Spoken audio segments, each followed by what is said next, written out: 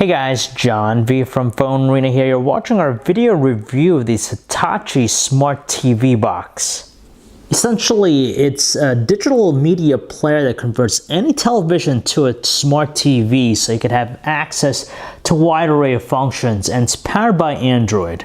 It very much looks like a wireless router due to the antennas in the back of the unit, but the design is pretty good. You have some sturdy materials, a brushed aluminum casing, giving it a nice premium taste, but it is rather hollow. The only notable thing that's on the front side of the unit is an IR receiver, which works in conjunction with the included infrared remote control so you can navigate through the interface. Along the left side, we have a full-size SD card slot, so you can increase its storage capacity. It has 8 gigabytes of memory, and of course you have 2 full-size USB ports, so you can use flash drives and also other peripherals such as a mouse or keyboard. And finally, in the rear, we have several different things. So we have an on and off switch to turn it on and off. You have an Ethernet port, so if you don't want to use the wireless and Wi-Fi connection, you could always go with a hardwired connection.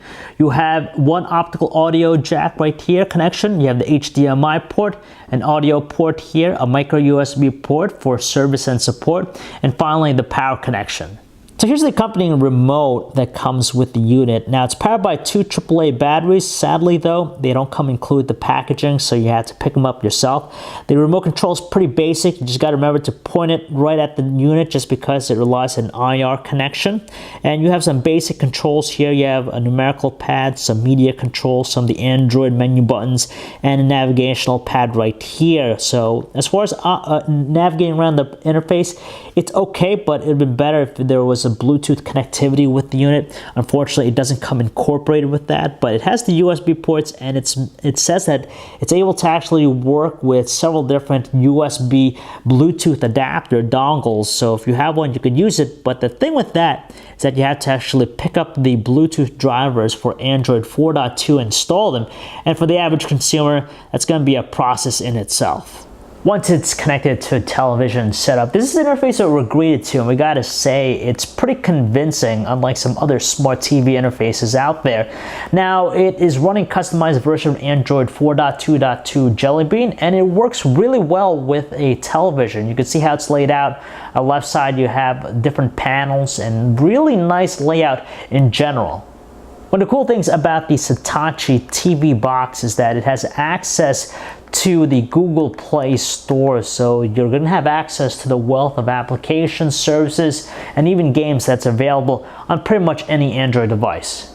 As for navigating across the interface with the remote, it could be a little bit of a process just because you always have to remember to point the remote towards the direction of the unit itself so it receives the connection. But the worst part about it is just inputting text. It's just a pain in itself.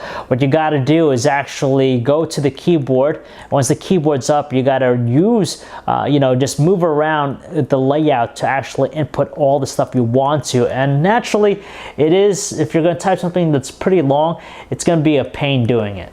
Naturally, the focus of the Satechi TV box is all about the media and also social networking aspects. So that's kind of incorporated into the home screen here.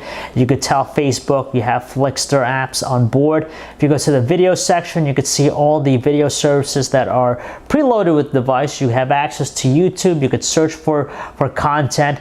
And of course, if you have stuff stored on a USB flash drive or network, or they're stored in network, you could even access that through the unit itself. Now, if you have an older high-definition television that doesn't have a smart function to it, or if you don't have a gaming console that might add that option, the Satechi TV box is something you might want to consider, especially knowing that it gives us the full Android experience on the big screen. For those of you thinking about picking up the Satechi TV boxes, it retails for $110. Now, when you think about that price point, it might seem a little bit high considering that it just adds a smart function to TV. Some people will be content picking up the cheaper Chromecast, but then again, you don't have the full Android experience with that. Some Blu-ray players provide smart functionality, but the interfaces tend to be a little bit more watered down and you don't have access to the Google Play Store. Our biggest concern is just navigating across the interface with the remote control. It's just a process in itself, and who knows why they couldn't just incorporate a Bluetooth adapter into it. It would just solve a lot of things for a lot of people. Granted though, you could always go with a hardwired mouse or keyboard to fix that, but then again, most people would prefer having a wireless option. So if you guys want to learn more about the Satechi Smart TV Box, you can check out our website, phonearena.com. It's John V. Thanks for watching.